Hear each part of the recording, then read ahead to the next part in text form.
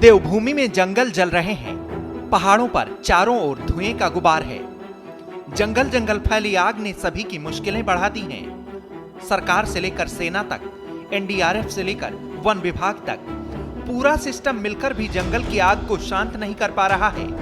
गढ़वाल से लेकर कुमाऊं तक जंगलों में आग की खौफनाक तस्वीरें लगातार सामने आ रही हैं। रविवार को 24 घंटे के भीतर जंगलों में आग लगने की 8 घटनाएं हुई। उत्तराखंड में पिछले 30 दिनों में आग की 5,710 घटनाएं सामने आई हैं। आगजनी की अब तक हुई घटनाओं से 735 हेक्टेयर में जंगल को नुकसान पहुंचा है। ये आंकड़े डराने वाले हैं, चिंता पैदा करने वाले हैं। अमेरिकी स्पेस एजेंसी नासा द्वारा जारी की गई इन तस्वीरों पर नजर डालिए। तस्वीरों में दिख रहे लाल डॉट जंगलों में लगी आग के बारे में बता रही हैं।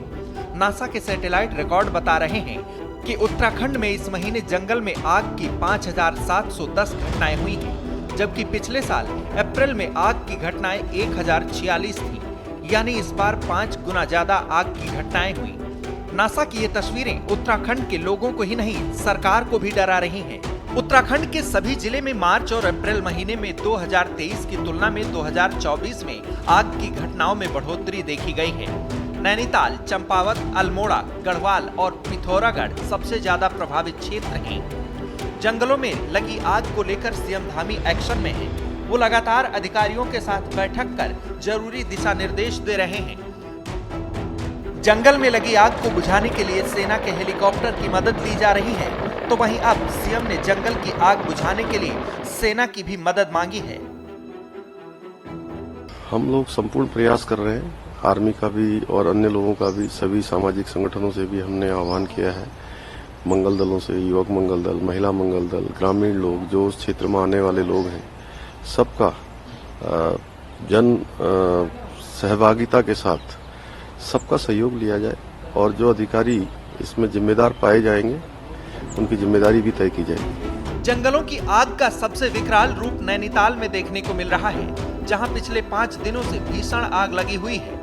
ये आग जंगलों से निकलकर अब आबादी वाले क्षेत्रों तक पहुंचने लगी है, जिससे आम लोगों को दिक्कतें हो रही हैं। आग बुझाने के लिए वायुसेना के M117 हेलीकॉप्टर ने पहले ही मोर्चा संभाल लिया है।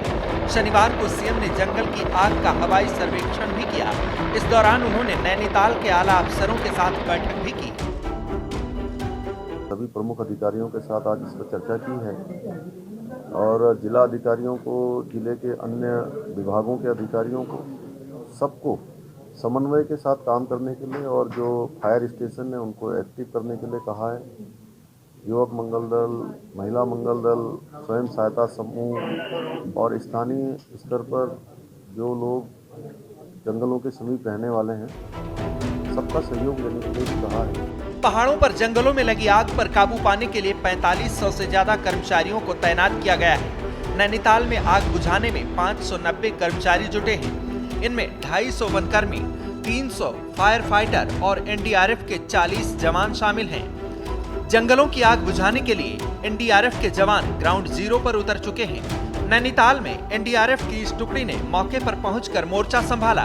वनाग्नि की घटनाओं का दृष्टिगत हमारे जो फायर वॉचर है, पहले हमने 50 रखे थे, फिर उसको बढ़ा के 15 अप्रैल से 100 कर दिया गया है और इसको और अधिक बढ़ाने के लिए उच्च स्तर से मांग की गई। जैसे स्वीकृति प्राप्त होती है, प्रयास किया जाएगा कि फायर वॉचर की संख्या बढ़ाई जाए।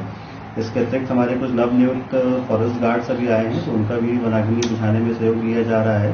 इसके अतिरिक्त संपूर्ण क्षेत्र में जन जागरूकता पे विशेष प्रयास किया जा रहा है।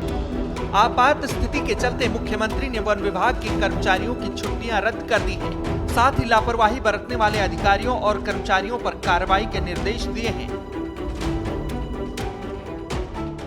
छुट्टियां सबकी इस समय वन विभाग की कैंसिल कर दी गई हैं। सभी को कह दिया है कि छुट्टियां हर हाल में कैंसिल, सिवाय मेडिकल के अलावा कोई जो है छुट्टी पर नहीं जाएगा जब तक ये फायर का काम चल रहा है। विकराल होती जंगल की आग के बीच विपक्षी दलों ने सरकार को घेरना शुरू कर दिया है। विपक्षी इसे सरकार की नाकामी करार दे रहे हैं। पूर्व सीएम हरीश रावत ने कुछ इस अंदाज में धामी सरकार पर निशाना साधा।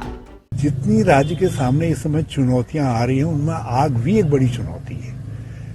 अभी से पेयजल संकट पैदा हो गया है और हमारी वन संपदा नष्ट हो रही है। जैव विविधता पर गंभीर असर पड़ रहा है, लेकिन सरकार गंभीर नहीं लग रही है। जंगलों में आग लग रही है, मंत्री भ्रमणशील हैं, उनका कहीं पता ही नहीं है। एयरफोर्स वालों ने इनसे कहा कि भाई तुम तो हमारा स्टेशन भी जल जाएगा।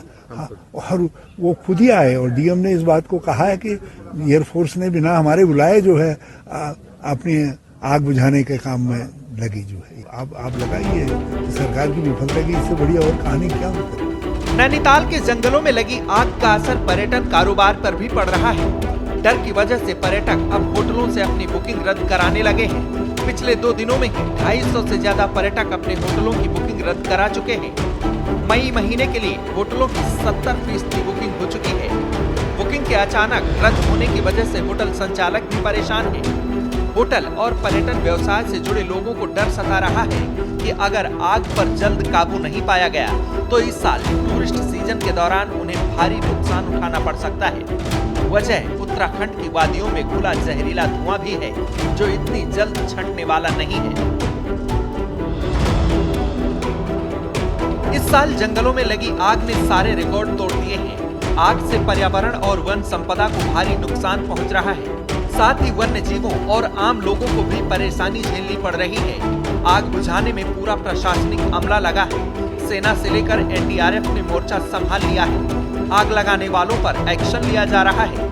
सरकार, प्रशासन और सेना के साथ साथ पर्यटन व्यवसाय भी अब आसमान की ओर उम्मीदों भरी निगाहें टिकाए हुए हैं, क्योंकि बारिश ही आग को न सिर्फ बुझाने में मददगार होगी, बल्कि फिजा में घुले जहरीले धुएं को भी साफ कर पाएगी। ब्यूरो रिपोर्ट, श्रेष्ठ उत्तराखंड। श्रेष्ठ उत्तराखंड पर खबरों से जुड़े रहने के लिए चैनल को सब्सक्राइब करें, बेल आइकन दबाएं और देखते रहें श्रेष्ठ उत्तराखंड।